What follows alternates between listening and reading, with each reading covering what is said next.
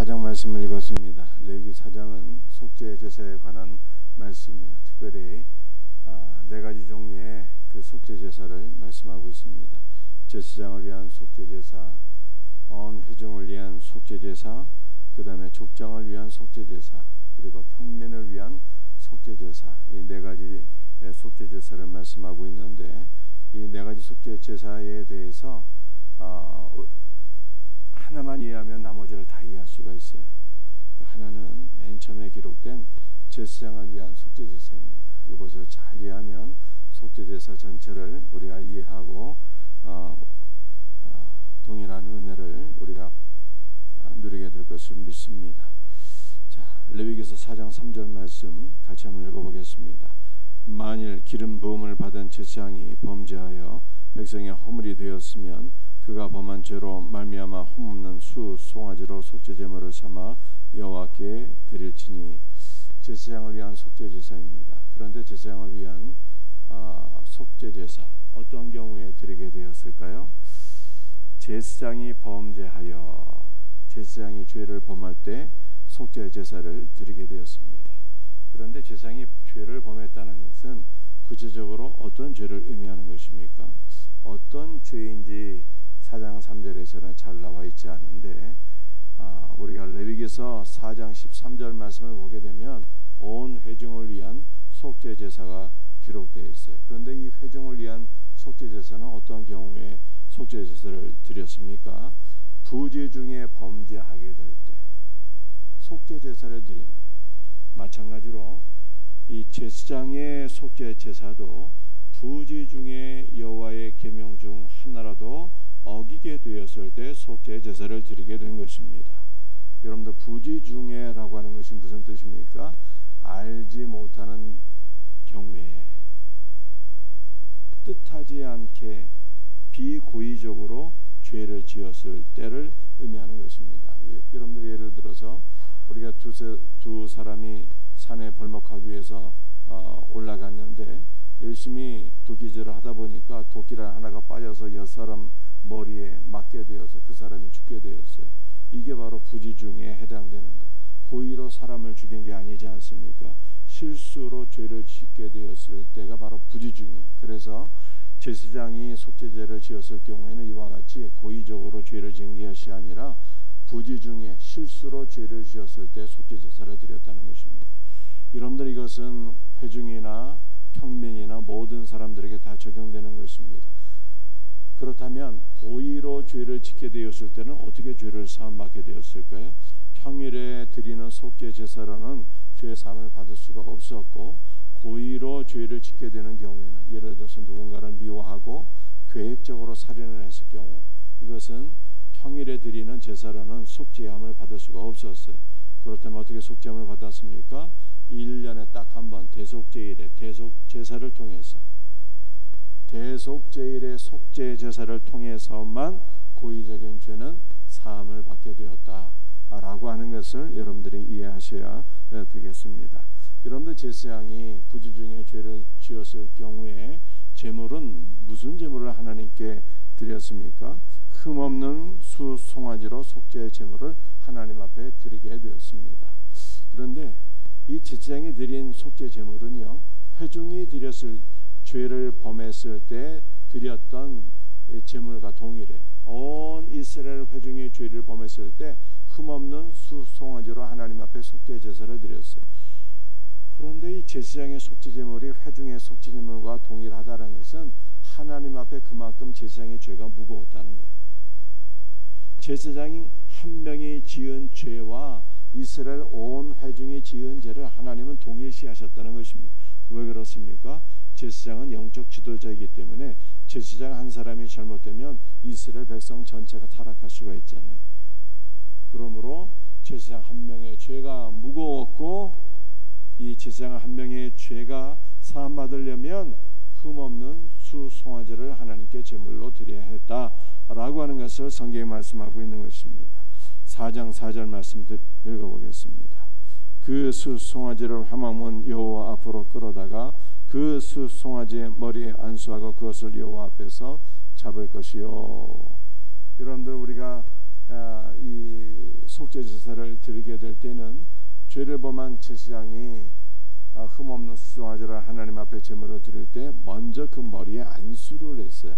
여러분들 이것은 번제를 드렸을 때와 동일하죠. 번제를 드렸을 때도 우리가 제례자가 제물의 머리 위에 안수를 했는데 이것은 속죄제의 경우도 동일했다라고 하는 것을 성경이 말씀하고 있습니다. 여러분들 안수는 무엇입니까? 안수는 연합을 의미하는 것입니다. 그러므로 제사장이 제물의 머리 위에 안수를 했다는 것은 제사장과 이 수송아지 제물이 하나로 연합되는 것을 의미하는 것이죠.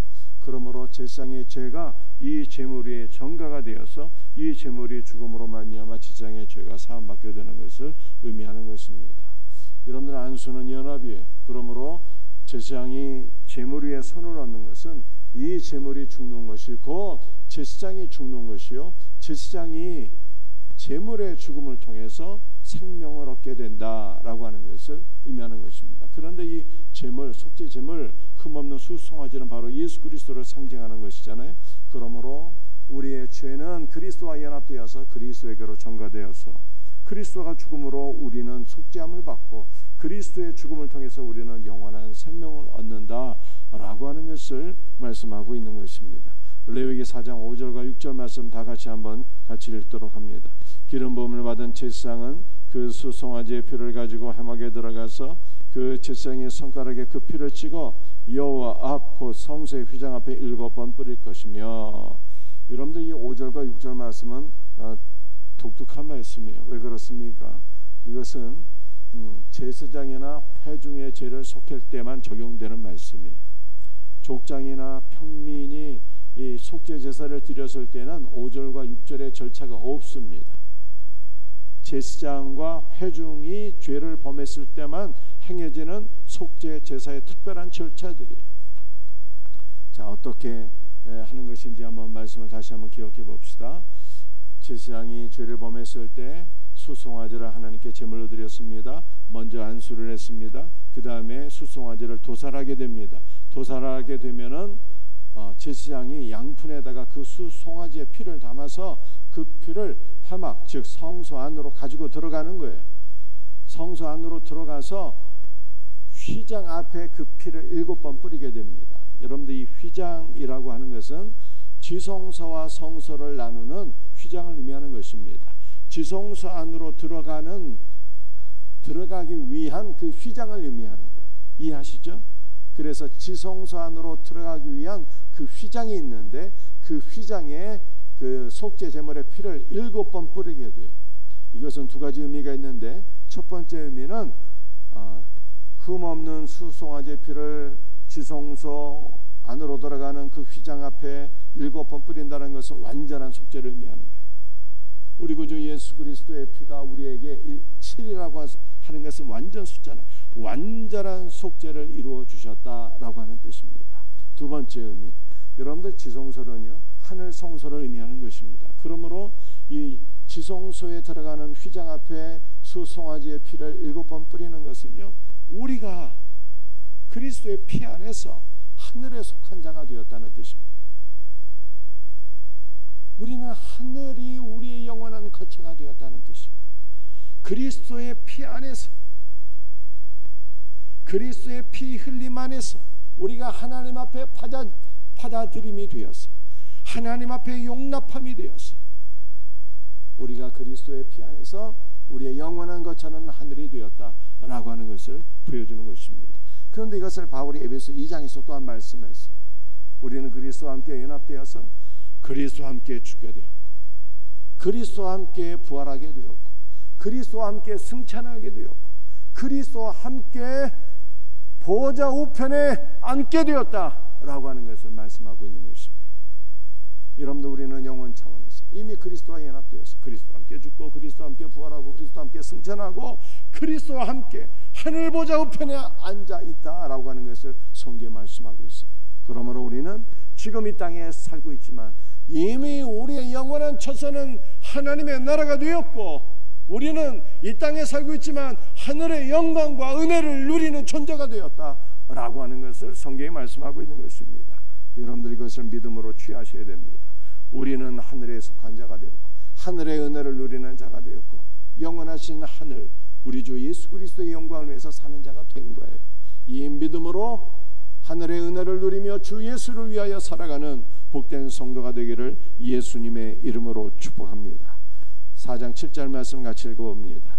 제사장은 또 그 피를 여호와 앞 곧 회막안 향단 뿔들에 바르고 그 송아지의 피 전부를 회막문 앞 번제단 밑에 쏟을 것이며. 여러분들 4장 7절 앞부분의 말씀도요, 이 제사장과 회중을 위한 속죄 절차에만 해당되는 말씀이에요. 자, 이때까지 말씀 다시 한번 기억해 봅시다. 제사장이 범죄할 때는 흠없는 수송아지를 하나님께 드리게 되는데 먼저 머리에 안수하고 그 다음에 피를 양푼에 담아다가 성소 안으로 들어가서 지성소 휘장 앞에 7번 뿌리고 그 다음에 말씀이에요. 그 다음에는 어떠한 절차가 이루어지게 됩니까? 그 다음에는 성소 안에 분향단이 있어요.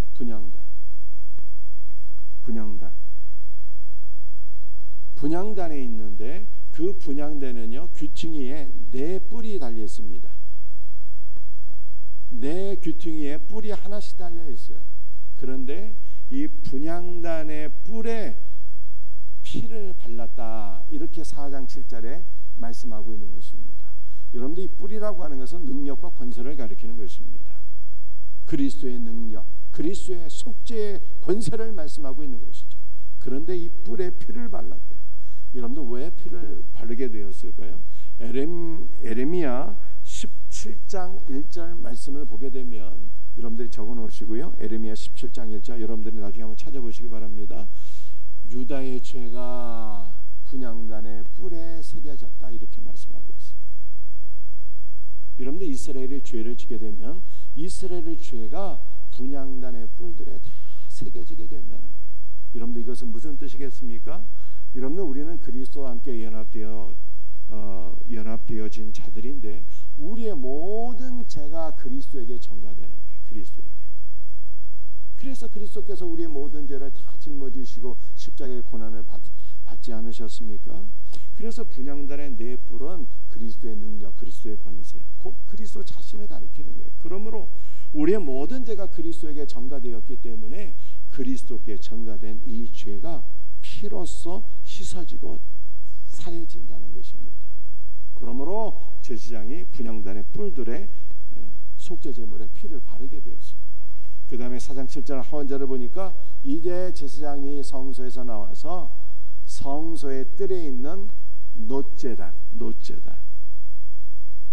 이 번제단으로 표현되어 있는데 이 번제단이 바로 놋으로 된 것입니다. 이 놋제단 밑에 남은 피를 다 쏟아붓게 되었습니다.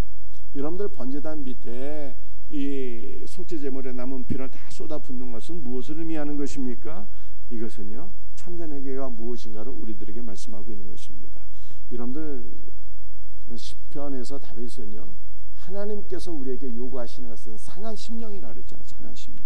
죄에 대해서 애통해하는 우리의 상한 심령을 하나님께서 원하신다라고 말씀하고 있는데, 곧 우리의 상한 심령, 우리의 영혼을 그리스도 앞에 쏟아붓는 것을 의미하는 것입니다. 이것이 바로 참된 회개라라고 하는 것을 성경이 말씀하고 있는 것입니다.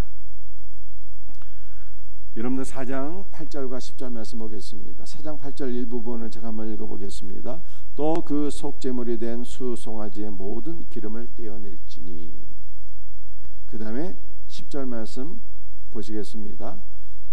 일부분만 제가 읽어드립니다. 제사장은 그것을 번제단 위에서 불사를 것이며, 요 4장 8절과 10절은 모든 속죄제에 다 포함되는 말씀이에요.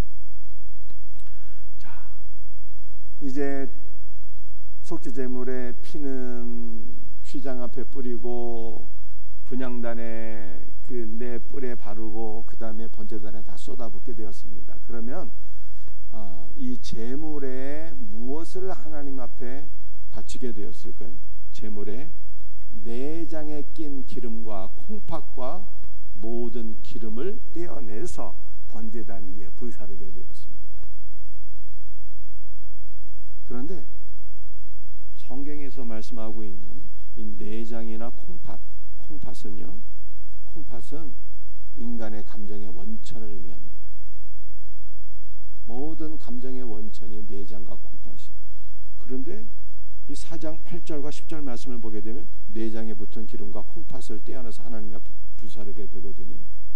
여러분들 기름이라고 하는 것은 여러분들 우리는 기름을 먹지 않잖아요. 동물 기름, 식물성 기름은 사용하지만 그런데 제물에서 이 기름이라고 하는 것은 가장 귀한 것을 의미하는 것입니다.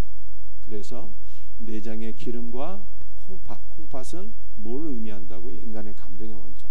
그래 이것을 하나님 앞에 다 불태우게 되는데 이것을 의미하는 것이 무엇일까요? 그것은 콩팥이 인간의 감정, 내장은 인간의 감정을 의미한다고 말씀드렸어요. 그래서 이것은 예수님께서 십자가 고난을 받으실 때 아버지께 버림받으신 그 영혼의 고통, 제자들에게 배반당한 그 마음에 통렬한 고통을 의미한다라고 말씀하고 있습니다. 우리 주님께서 당하신 영육간의 모든 고통을 통해서 우리는 제사함을 받게 되는 것을 믿으시기를 바랍니다. 여러분들 마지막 성경 구절이에요. 레위기서 4장 11절 12절 말씀 우리 한번 같이 읽어보겠습니다. 시작.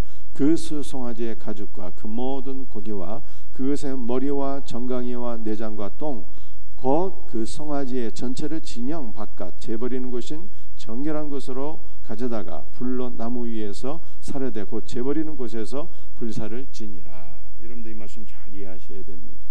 여러분들 송아지의 피는 휘장에 뿌리고 분향단에 바르고 번제단에 다 쏟게 되었습니다. 그리고 내장에 붙은 기름, 콩팥 같은 것들은 다 불태워서 하나님 앞에 제사를 드렸습니다. 그럼 나머지는 어떻게 했을까요? 짐승의 가죽이 남고 고기가 남잖아요. 이런 것들은 어떻게 됐습니까? 심지어 똥까지 짐승의 모든 것을 진영 바깥으로 가져다가 거기에서 다 불태웠어요.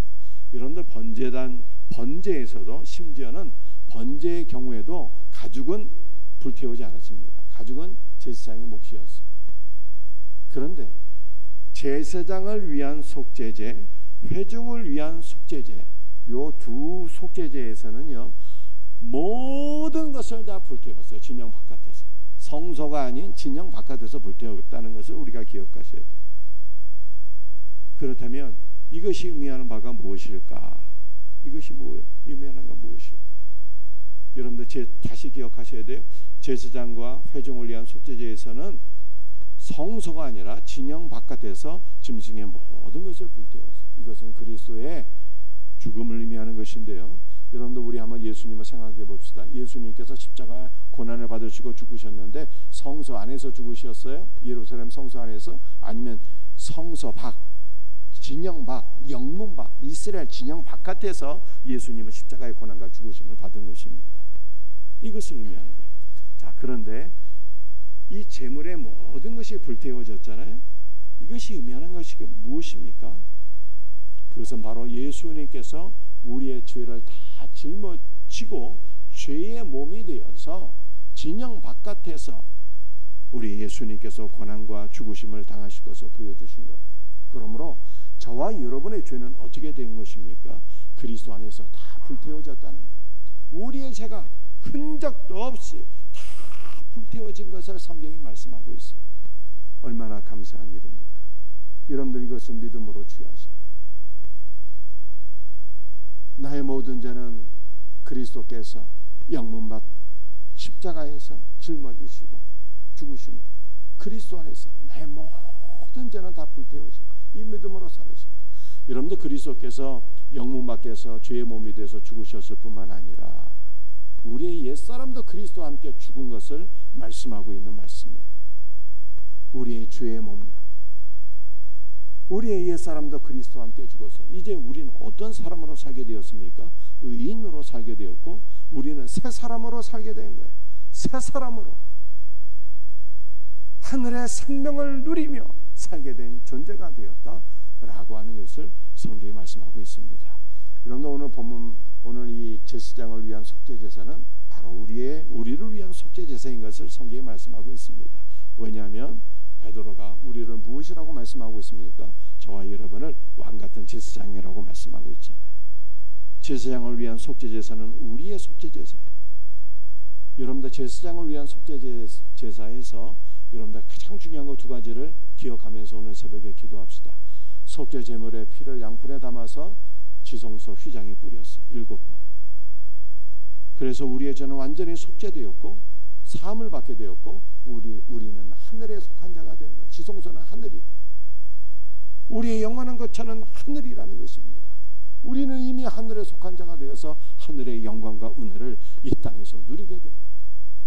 이 믿음으로 사셔야 돼요. 우리는 이 세상에 살아가고 있지만 세상에 속한 자가 아니에요.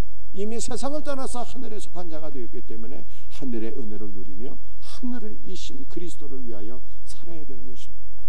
두 번째, 여러분들 재물의 모든 것을 진영 바깥에서 불살랐어요. 그리스도의 고난과 죽음, 우리의 모든 죄는 그리스도와 함께 불태워진 거예요.